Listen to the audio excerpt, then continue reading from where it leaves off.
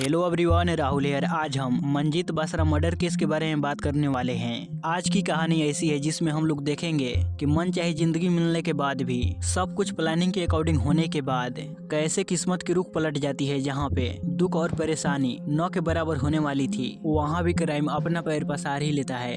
एक लड़की के लिए सबसे बड़ा ख्वाहिश यही होता है कि उसे लाइफ पार्टनर सबसे अच्छा केयरिंग और प्यार करने वाला होना चाहिए। वो खुशी से अपनी सारी जिंदगी बिताए, जिसमें ना कोई गम ना कोई तकलीफ हो। मंजीत बसरा की जिंदगी सपने से कम नहीं थी। अच्छी जिंदगी की तलाश में मंजीत बसरा की परिवार इंडिया से कनाडा गए थे।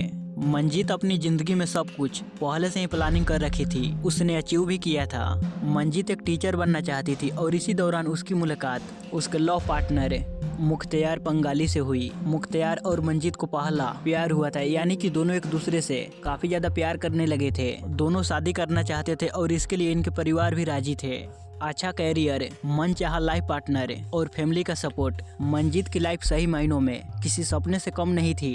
मगर 16 अक्टूबर 2006 को 4 महीनों की प्रेग्नेंट मंजीत बसरा अपनी योगा क्लासेस से वापस लौट रही थी। उसने कभी अपनी जिंदगी में भी नहीं सोचा था कि मेरे इस सपनों भरी लाइफ का अंत इस तरह से होगा। 16 अक्टूबर 2006 को मंजीत बसरा की गुमशुदगी का खबर सामने आती है और 5 दिन के बाद उनकी लाश एक बीच के किनारे सुनसान इलाके में पड़ी मिलती है। पुलिस इन्वेस्टिगेशन टीम और मंजीत के परिवार वालों को यकीन ही नहीं हो रहा था कि कोई ऐसा कैसे कर सकता है। आखिर मंजीत से किसी की क्या दुश्मनी रही होगी जिसने मंजीत को मारने से पहले ये भी नहीं सोचा कि ये प्रेग्नेंट है।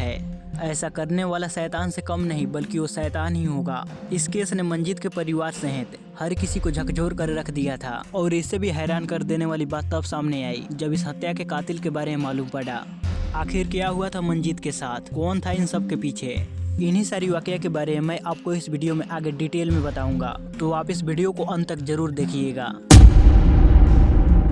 मंजीत बसरा भारतीय मूल की कैनेडियन महिला थी जो अपने पति मुख्तियार पंगाली अपनी 3 साल की बेटी माया के साथ ब्रिटिश कोलंबिया कनाडा में रहती थी। मंजीत बसरा की परिवार अच्छी जिंदगी की तलाश में कनाडा आए हुए थे।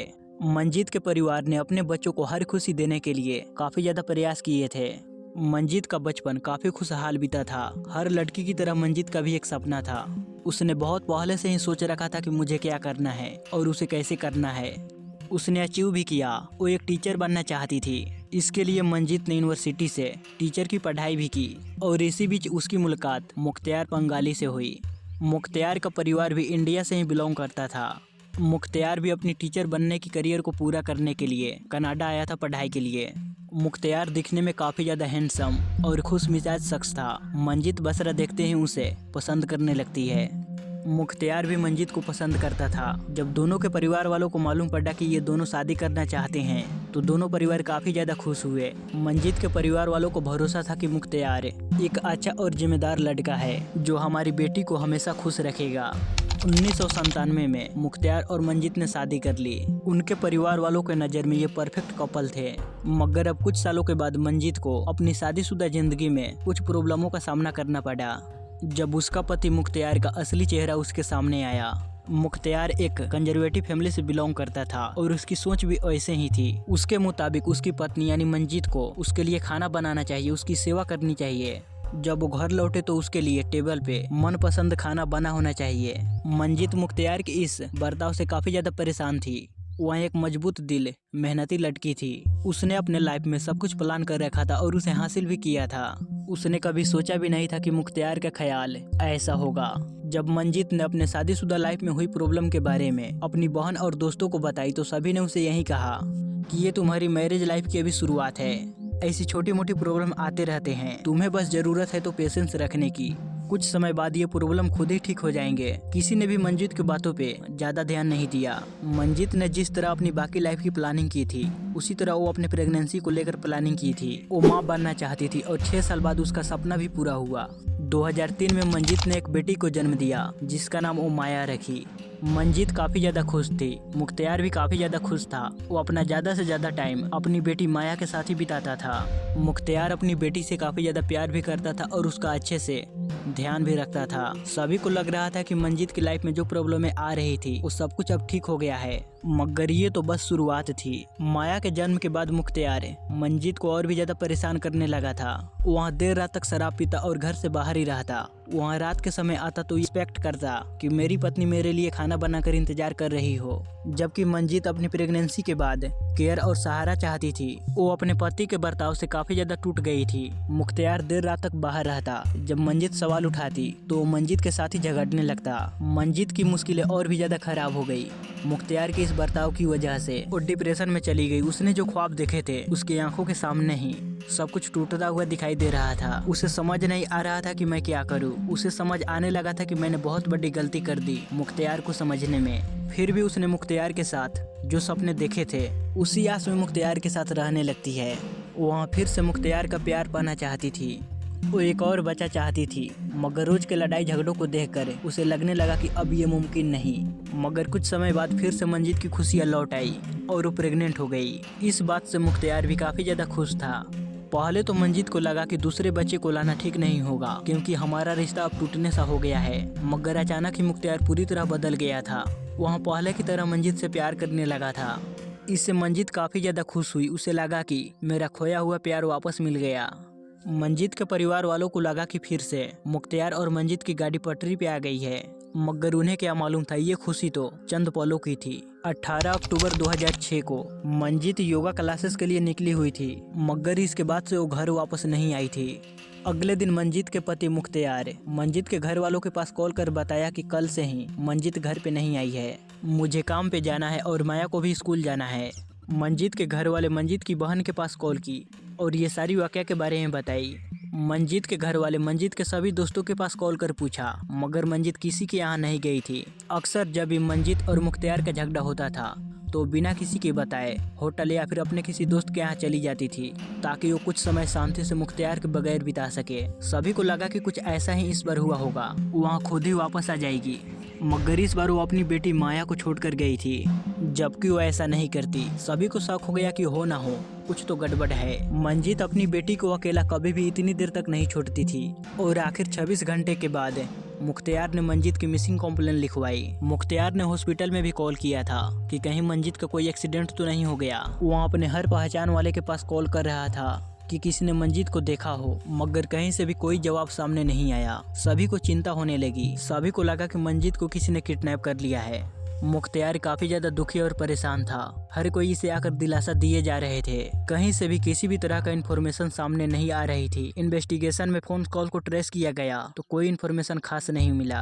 फिर 23 अक्टूबर 2006 को साउथ डेल्टा के तट पे एक जली हुई लाश मिली। पोस्टमार्टम रिपोर्ट से मालूम पड़ा कि ये लाश मंजीत बसरा की ही है और उनके पेट में जो बच्चा पल रहा था वो लड़की थी। इस खबर ने मंजीत के परिवार वालों को बिल्कुल तोड़ सा दिया था। आखिर उनकी बेटी ने किसी का क्या बिगाड़ा था कि इतनी हैवानियत से उसकी बेटी को मार डाला। पुलिस इन्वेस्टिगेशन में मालूम पड़ा कि मंजीत की मौत जलने से नहीं बल्कि उसका गला घोटने से हुआ है। पुलिस को कुछ दूरी पे मंजीत की कार भी पार्क मिली। इन्वेस्टिगेशन में मालूम पड़ा कि कार को ना ही जबरदस्ती खोला गया था और ना ही कार के अंदर किसी लड़ाई झगड़े के निशान हैं। तो आखिर कौन था जिसने मंजीत की हत्या की थी? अब पुलिस का पूरा शक मंजीत के परिवार वालों के ऊपर था। पुलिस ने उनके परिवार के बैकग्राउंड को चेक किया, मगर उन्हें कोई भी ऐसा सस्पेक्ट नहीं मिला जिससे मंजीत की किसी से दुश्मनी हो। पुलिस एक बार फिर से मंजीत के पति मुख्तियार से पूछताछ की। पूछताछ के दौरान ये बातें सामने आई कि पिछले 1 साल से मंजीत अपने कॉलेज की दोस्त टोनी से रेगुलर कांटेक्ट में थी। उससे काफी देर तक बातें किया करती, उसके साथ डिनर पे भी जाती। पुलिस को भी टोनी के ऊपर शक हुआ। पुलिस ने उससे पूछताछ की।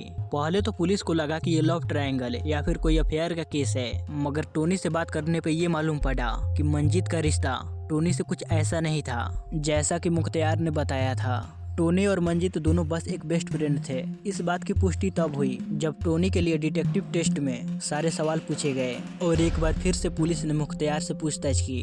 अब पुलिस का पूरा शक मुख्तियार के ऊपर था, मगर उनके पास ऐसा कोई भी सबूत नहीं था जिससे वो मुख्तियार के ऊपर इल्जाम लगा सके कि तुम ही गुनहगार हो। अब एक बार फिर से पूछताछ में मालूम पड़ा कि मंजीत और मुख्तियार के परिवार में एक और शख्स है जो इनके लाइफ के काफी करीब था, जो था मुख्तियार का छोटा भाई सुखमेंदर पंगाली। मुख्तियार और मंजीत के घर के बेसमेंट में ही रहता था, मगर मंजीत के कहने पे मुख्तियार ने मुखमेंदर को घर से निकाल दिया था। दरअसल मुखमेंदर के शराब के नशे में उसका बड़ा हाथ था। वह मुख्तियार को देर रात तक शराब की पार्टी के लिए मनाता और उसी के साथ शराब पीता था। सुखमेंदर के ही वजह से मुख्तियार की आदत शराब पीने की और भी ज्यादा बिगड़ती चली गई। मंजीत ये सब कुछ अपने आंखों से देख रही थी कि कैसे मेरे आंखों के सामने ही मेरा घर किस तरह सुखविंदर बर्बाद कर रहा है। इसलिए वो मुख्तियार के सामने शर्त रखी, या तो मैं घर के अंदर रहूंगी या तो सुखविंदर। मुख्तियार ने मंजीत को चुना और सुखविंदर घर से बाहर गया। अब पुलिस का पूरा शक सुखविंदर के ऊपर था, मगर सुखविंदर के खिलाफ भी कोई सबूत नहीं मिला। जिस रात मंजीत गायब हुई थी उस रात सुखविंदर अपने दोस्तों के साथ था, जिसका सबूत उसने पुलिस को दिया था। अब एक बार फिर से पुलिस का शक मुख्तियार के ऊपर था।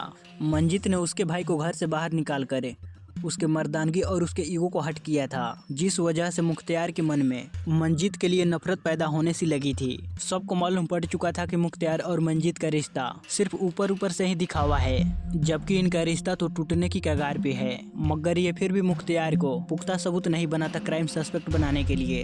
ऊपर से मंजीत के परिवार वाले और उसके दोस्तों का काफी ज्यादा भरोसा था मुख्तियार के ऊपर।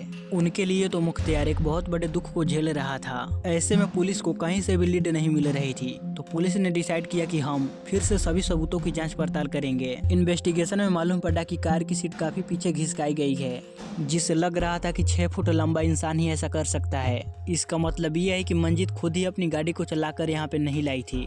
दूसरी बात, मुख्तियार ने अपने बयान में जो मंजीत की योगा क्लासेस की लोकेशन बताई थी, वो गाड़ी उसी एरिया के पास खड़ी थी। मगर सबसे ज्यादा चौंकाने वाली बात तो ये थी कि मुख्तियार ने अपने बयान में जो योगा क्लासेस की लोकेशन बताई थी, वहाँ से 25 किलोमीटर की दूरी पे मंजीत की योगा क्लासेस की लोकेशन थी। यानी कि मुख्तियार पुलिस से झूठ बोल रहा था और उसका झूठ पकड़ा गया। ये तो कोई इत्तेफाक नहीं हो सकता कि जहाँ पे गाड़ी मिली उसी के आसपास मंजीत की योगा क्लासेस हो। अब पुलिस का शक गहरा हो गया। उन्होंने मुख्तियार के फोन और उसके लोकेशन की जांच पड़ताल की, तो मालूम पड़ा कि मुख्तियार के पास मंजीत का ही सेल्फ फोन है, जिसमें वो अपना सिम डालकर चला रहा था। इसका मतलब ये है कि मंजीत रात के समय घर आई थी, वो मुख्तियार से मिली भी थी, इसलिए मुख्तियार के पास मंजीत का सेल्फ फोन था। अब तक मुख्तियार ने जो भी बयान दिए थे वो सारे झूठे साबित हो रहे थे।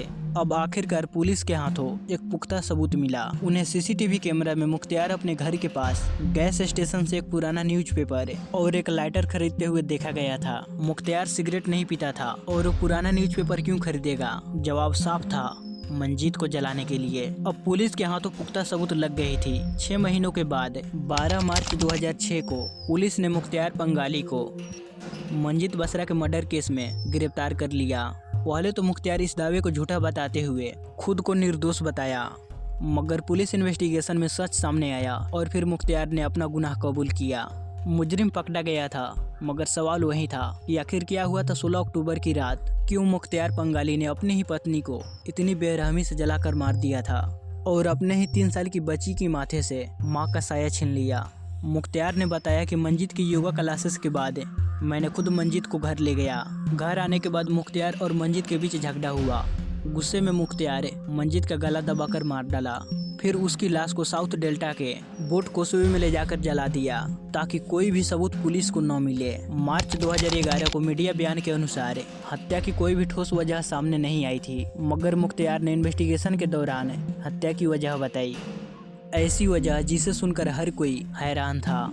मुख्तियार बंगाली ने अपनी बीवी के हत्या के कारण उसके प्रति घृणा नकारात्मक को बताया। मुख्तियार मंजीत से नफरत सा करने लगा था। ये सुनकर मंजीत के परिवार वाले और दोस्तों को काफी ज्यादा हैरानी हुई, जिसे वो परफेक्ट एक कपल समझ रहे थे। उसकी पत्नी के जाने के गम में उसे दिलासा दे रहे थे। वहीं असली कातिल निकला, वो जिस मुख्तियार को अपना दोस्त परिवार मानते थे, जिसकी आंखों में उन्होंने मंजीत के लिए प्यार देखा था, वो कैसे अपनी ही बीवी से इतनी नफरत और घृणा कर सकता है कि उसे मारते वक्त उसने ये भी नहीं सोचा कि ये प्रेग्नेंट है और वो एक 3 वर्षीय बच्चे की माँ भी है। नवंबर 2010 को मुख्तियार पंगाली को मंजीत बसरा केस का आरोपी घोषित किया गया। उसके ऊपर मर्डर केस का 2nd डिग्री चार्जेस लगाए गए। मुख्तियार की गिरफ्तारी के बाद मुख्तियार और मंजीत बसरा की 3 साल की बेटी की फुल कस्टडी के लिए मंजीत बसरा का परिवार और मुख्तियार बसरा का परिवार कोर्ट में केस भी लड़ा और आखिर में माया की फुल कस्टडी मंजीत की बहन जस्मीन भावरा को मिली। जस्मीन ने मीडिया हाउस के बातचीत के दौरान बताया कि कोर्ट के सामने मुख्तियार को अपने आंखों के सामने देखना काफी भयानक था। वहाँ सपने में भी नहीं सोच सकती थी कि मेरी बहन के साथ ऐसा भी हो सकता है। मुख्तियार का चेहरा हर बार उन्हें अपने बहन के साथ हुए दरिंदगी का याद दिलाता है। कस्टडी ट्रायल के दौरान मुख्तियार का चेहरा देखना, उसका सामना करना जस्मीन भावरा के लिए काफी भयावह था। फरवरी 2011 को मुख्तियार को उम्र कैद की सजा सुनाई गई। गाइज आप लोगों को क्या लगता है, सब कुछ प्लान कर चलने वाली मंजित से कहाँ पे गलती हुई? क्या उसने मुख्तियार को समझने और परखने में गलती कर दी थी? क्या समय रहते मंजित के परिवार वाले और उसके दोस्तों ने उसके मैरिड लाइफ को थोड़ी सीरियस लेते तो क्या इन सारी चीजों को बदला जा सकता था? इस पे आप लोगों की क्या राय है कमेंट सेक्शन में जरूर बताइएगा। मिलते हैं अगली स्टोरी के साथ अगली वीडियो में। Thank you.